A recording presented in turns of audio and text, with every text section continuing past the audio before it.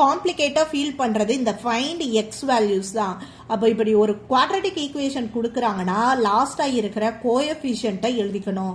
எந்த ரெண்டு நம்பரை மல்டிபிள் பண்ணால் 6 வரணும், எந்த ரெண்டு நம்பரை ஆட் பண்ணால் 5 is the middle term, middle number வரணுங்கிறத கண்டுபிடிக்கணும். இப்போ நமக்கு 6 இருக்கு.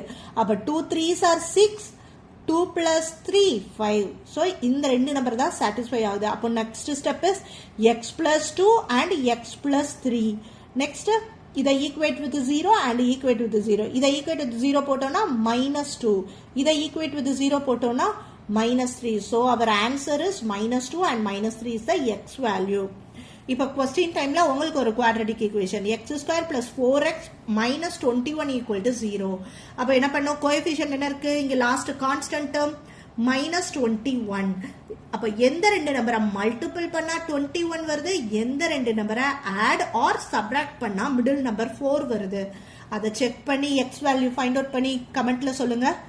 I will reply for you.